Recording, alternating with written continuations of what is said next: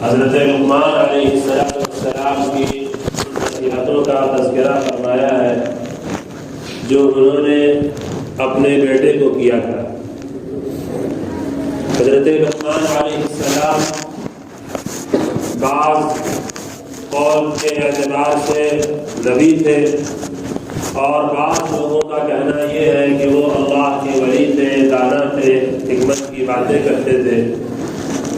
وہ جو بھی تھے اللہ کے نیک بندے تھے، ایک نیک انسان تھے، اور ان کی نیکی کا کمال یہ ہے کہ اللہ تبارک و تعالیٰ نے ان کا تذکرہ قرآن کریم میں فرمایا، اور اللہ تعالیٰ نے حضرت لقمان علیہ السلام کا ذکر کیا۔ یہ خود حضرت لقمان علیہ السلام کی نیکی، ان کی شرافت، ان کے تقوی اور ان کے طہارت کی دلیل ہے کہ اللہ تعالیٰ کسی کا تذکرہ قرآن میں کرے۔ حضرت لقمان علیہ السلام اتنے بڑے حکیم، دانا، ذی عقل اور صاحب فہم و فراست شخص تھے، اور اللہ کے اتنے نیک بندے تھے، اس کے باوجود انہوں نے اپنے بیٹے کی فکر کیا اور انہوں نے اپنے بیٹے کو کچھ نصیحتیں کی، کیونکہ یہ نصیحتیں ایسی ہیں جو ہر باپ کو اپنے بیٹے کو کرنا چاہیے۔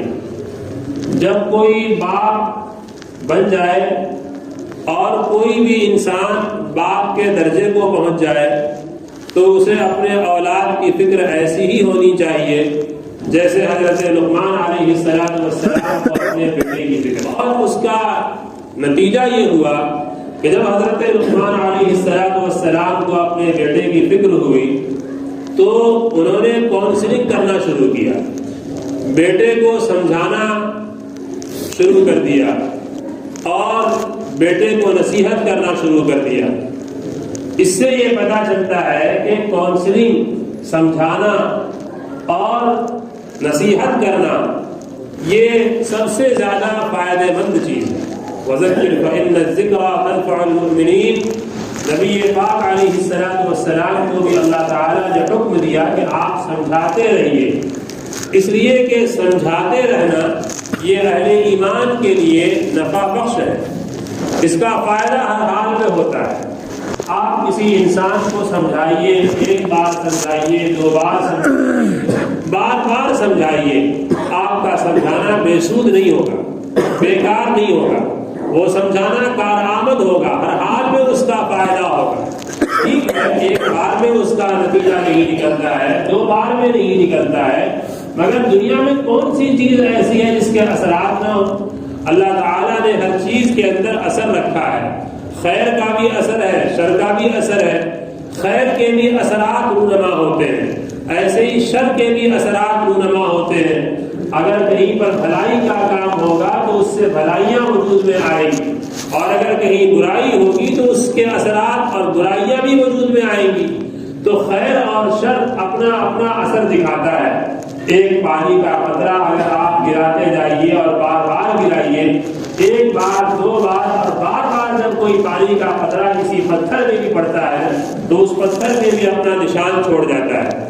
تو یہ کیسے ناممکن ہے کہ ایک باپ اپنے بیٹے کو نصیحت کرے، ایک بار سمجھائے، دو بار سمجھائے، بار بار سمجھائے، سمجھانے کے طریقے سے اسے سمجھائے اور کسی بیٹے کو، کسی اولاد کو فائدہ نہ پہنچے؟ ہاں، یہ الگ بات ہے، کسی کے دل کے لیے اللہ نے مقدر ہی کر رکھا ہو، اس کے لیے شر اور اس کے لیے بدبختی اللہ کی طرف سے مقدر ہی ہو تو بات الگ ہے۔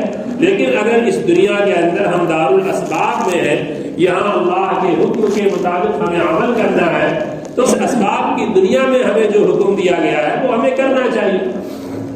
حضرت لقمان علیہ السلام نے اپنے بیٹے کو سمجھایا اور پہلی جو نصیحت فرمائی، یا بنی لا تشرک باللہ، اے میرے پیارے بیٹے۔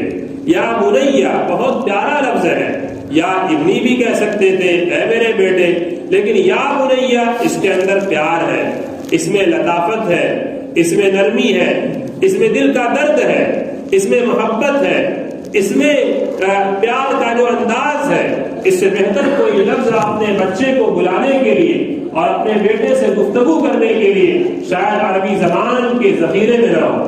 اللہ نے فرمایا کہ حضرت لقمان علیہ السلام نے اپنے بچے کو بلا کر کہا یا بنیا، اے میرے پیارے بیٹے.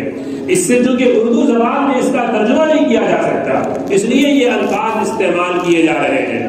یا بنی لا تشرک باللہ، میرے پیارے بیٹے اگر میں تمہیں ایک نصیحت ایسی کروں کہ اس سے بہتر کوئی نصیحت نہیں ہو سکتی نصیحت کی دنیا میں، تو وہ نصیحت یہ ہے کہ لا تشرک باللہ. دیکھو اللہ کو ایک ماننا، اللہ کی فرما برداری اور اللہ کی وحدانیت کو تسلیم کرنا، اللہ کو ایک مان کر زندگی گزارنا اور اللہ کے ساتھ کسی کو شریک مت ٹھہرانا. قل اللہم مالک الملک، وہ شرکت کئی اعتبار سے ہو سکتی ہے. اللہ تعالیٰ نے نبی پاک علیہ السلام سے کہا آپ کہیے اے اللہ تؤتی الملک من تشاء، جسے آپ چاہتے ہیں یہ ملک عطا فرماتے ہیں، یہ سلطنت دیتے ہیں. وتنزع الملک ممن تشاء، اور جس سے آپ چاہیں اس سے سلطنت چھین سکتے ہیں. وتعز من تشاء وتذل من تشاء، جس کو آپ چاہیں عزت دیں، جسے چاہیں آپ ذلیل اور رسوا کریں. بیدک الخیر، خیر آپ کے پاس ہے، آپ ہر چیز پر قادر ہیں. تولج اللیل فی النہار وتولج النہار فی اللیل، آپ رات کو دن میں داخل کرتے ہیں اور دن کو رات میں. کیا مطلب؟ دن کو رات سے بدلتے ہیں، رات کو دن سے بدلتے ہیں. رات آتی ہے تو پھر دن آتا ہے، اور دن جاتا ہے تو پھر رات آتی ہے. تخرج الحی من المیت وتخرج المیت من الحی، آپ زندے کو نکالتے ہیں مردے سے. کیا مطلب؟ ایک انڈا ہے جو بے جان ہے، لیکن اسی انڈے میں ایک حرارت پیدا ہوتی ہے اللہ کی قدرت سے، اور اس سے ایک زندگی وجود میں آتی ہے، ایک زندگی وجود میں آتی ہے.